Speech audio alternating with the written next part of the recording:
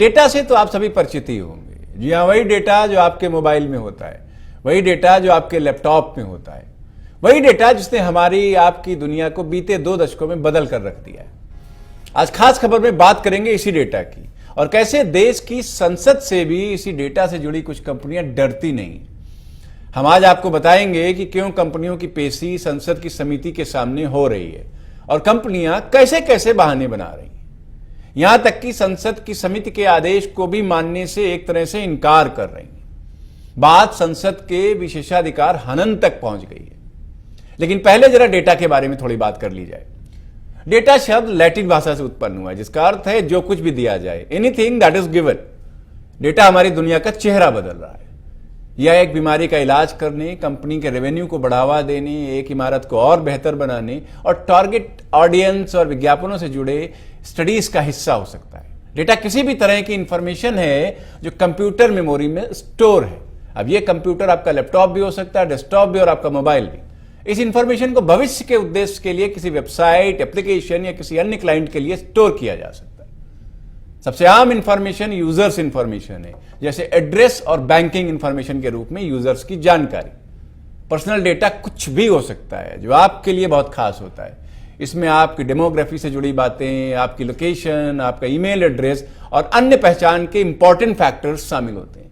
कई अलग अलग कंपनियां आपके पर्सनल डेटा को इकट्ठा करती रहती हैं। कभी कभी आपको अपना ईमेल एड्रेस या क्रेडिट कार्ड डिटेल देना होता है और ऐसे में आप अपना पर्सनल डेटा दे रहे होते हैं। उदाहरण के लिए फेसबुक आपकी पर्सनल इंफॉर्मेशन का उपयोग उस सामग्री का सुझाव देने के लिए करता है जिसे आप देखना चाहते हैं।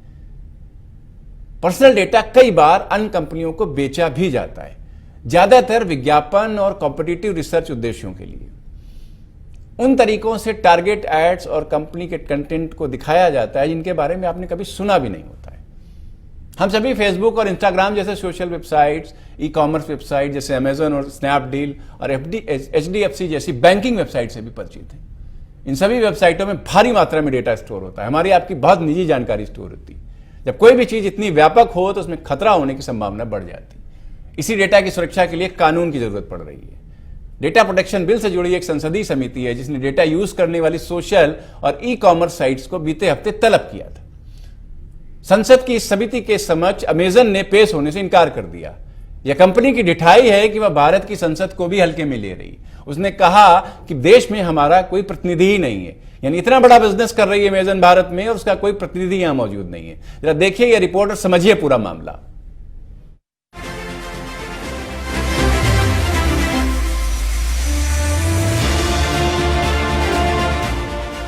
सदी की शुरुआत के साथ ही दुनिया तेजी से बदल रही है। वैश्वीकरण, नवाचार और जनसंख्यिकी परिवर्तन ने हमारे सोचने, समझने और निर्णय लेने की क्षमता को प्रभावित किया है। आज इंटरनेट को सिर्फ मनोरंजन के एक उपकरण के रूप में नहीं देखा जा रहा, बल्कि वह तेजी से हमारे काम और जीवन को प्रभावित कर रहा है। 21वीं सदी को पूर्णतः तकनीक और आधुनिकता का युग माना जा रहा है और जब कोई भी चीज इतनी व्यापक हो तो उसमें खतरा होने की संभावनाएं बढ़ जाती हैं। बता दें कि डेटा प्रोटेक्शन बिल से जुड़ी संसदीय समिति के समक्ष अमेजन ने पेश होने से इनकार कर दिया है। बीजेपी सांसद मीनाक्षी लेखी की अध्यक्षता वाली समिति ने निजी डेटा सुरक्षा विधेयक के सिलसिले में कंपनी को पेश होने का समन भेजा था। मीनाक्षी लेखी ने कहा कि कंपनी को 28 अक्टूबर को समिति के सामने पेश होने का निर्देश दिया गया था, लेकिन उसने समिति के सामने पेश होने से इनकार कर दिया। यदि कंपनी पेशी पर नहीं आती है तो उसके खिलाफ संसदीय विशेषाधिकार हनन का मामला बन जाएगा, जिसके बाद उस पर कार्रवाई हो सकती है।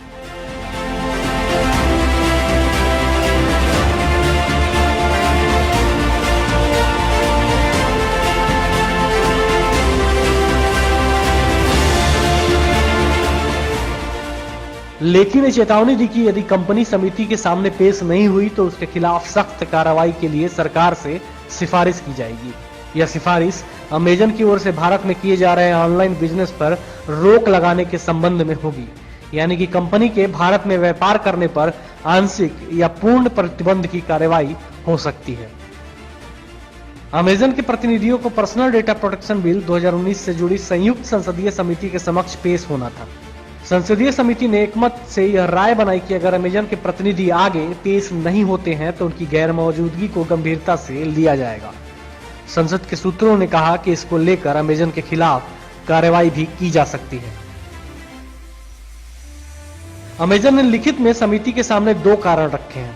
ई कॉमर्स कंपनी ने कहा कि मौजूदा माहौल में यात्रा करने में कई तरह के खतरे हैं। दूसरा, अमेजन के डेटा सुरक्षा से जुड़े विशेषज्ञ भी विदेश में हैं और वो समिति के सामने पेश होने में असमर्थ हैं।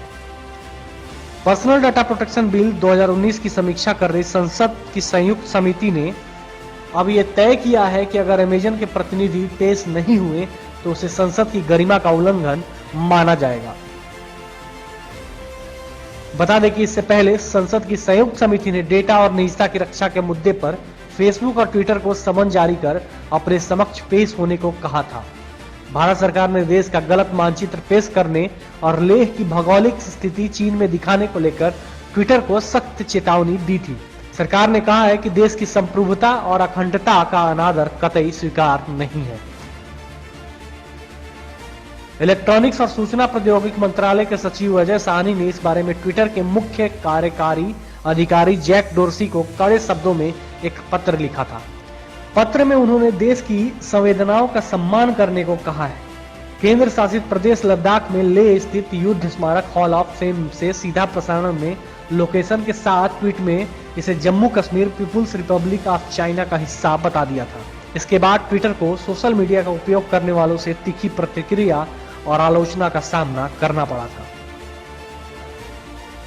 इसके बाद फेसबुक इंडिया के अधिकारी संयुक्त संसदीय समिति के समक्ष इस मसले पर पेश हुए।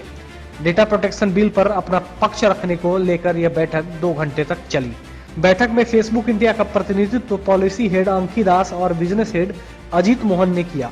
उन्हें स्पष्ट तौर पर बताया गया कि वो किसी भी भारतीय नागरिक का डेटा प्रचार, कारोबार या चुनाव के दौरान अनुमानिक तौर पर इस्तेमाल नहीं कर सकते। सूत्रों का कहना है कि सांसदों ने फेसबुक के अधिकारियों से पूछा कि वे अपने राजस्व का कितना हिस्सा यूजर्स के डेटा प्रोटेक्शन पर खर्च करते हैं। उनसे फेसबुक के कुल राजस्व के बारे में भी मालूमात की गई। कितना टैक्स वे चुकाते हैं इसकी जानकारी भी मांगी गई। इन सब के बीच अमेजन का जैसा रुख रहा, इस रुख से अब ऐसे में तो यही सवाल उठता है कि संसद से भी नहीं डरती Amazon. Bureau report, parliamentary vigilance.